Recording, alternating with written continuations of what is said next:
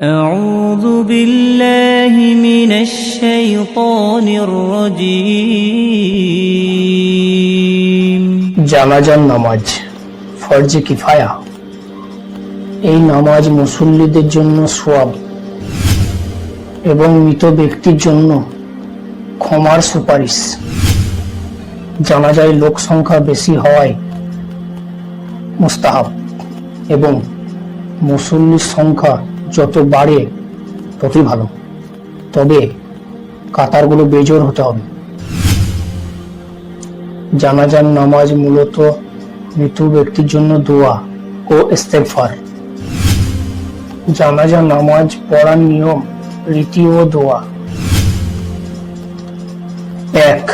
জানাজার নামাজে ইমাম মৃত ব্যক্তির বুক বরাবর দাঁড়াবে। 2. ইমামের পেছনে মুক্তাদিরা কাতার করবে। 3. সবাই আল্লাহর ইবাদত হিসাবে জানাজার ফরজ আদায়ের নিয়ত করবে। 4. নিয়ত মনে মনে নিয়ত করা ফরজ, মুখে পড়া ফরজ নয়। তাই মনে মনে শুধু এতটুকু নিয়ত করলেই হবে যে জানাজার নামাজ ফরজে কিফায়া 4 তাকবীর সহিত এই ইমামের পেছনে আদায় করিতেছি। নামাজ আল্লাহর জন্য, দোয়া মাইয়াতের জন্য। 5. এরপর তাকবীরে তাহরিমা বলবে এবং কান পর্যন্ত হাত উঠাবে। 6. এরপর সানা পড়বে। سبحانك اللهم وبحمدك وتبارك اسمك وتعالى جدك وجل ثناؤك ولا إله غيرك।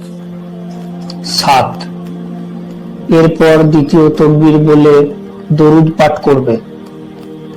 اللهم صل على محمد وعلى آل محمد كما صليت على إبراهيم وعلى آل إبراهيم إنك حميد مجيد اللهم بارك على محمد وعلى آل محمد كما باركت على إبراهيم وعلى آل إبراهيم إنك حميد مجيد।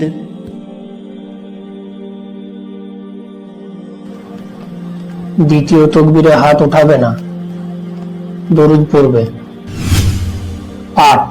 তারপর তৃতীয় তাকবীর বলে মৃত ব্যক্তি ও মুসলমানদের জন্য দোয়া করবে, কখনো হাত উঠাবে না। اللهم اغفر لحينا وميتنا وشاهدنا وغائبنا وصغيرنا وكبيرنا وذكرنا وأنثانا اللهم من أحييته منا فأحيه على الإسلام ومن توفيته منا فتوفه على الإيمان। 9. তারপর চতুর্থ তাকবীর বলবে, তখনও হাত উঠাবে না।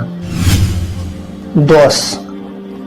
এরপর ডান ও বাম দিকে সালাম ফেরাবে, যেমনটা নামাজে সালাম ফেরানো হয়, আসসালামু আলাইকুম ওয়া রাহমাতুল্লাহ, আসসালামু আলাইকুম ওয়া রাহমাতুল্লাহ।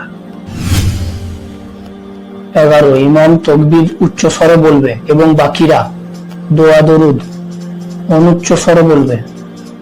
মুক্তাদিরা সবাই অনুচ্চ স্বরে তাকবীর ও দোয়া দরুদ পড়বে। চতুর্থ তকবীরের পর সালাম ফিরিয়ে নামাজ শেষ। প্রথম তকবীর ছাড়া হাত না উঠানো।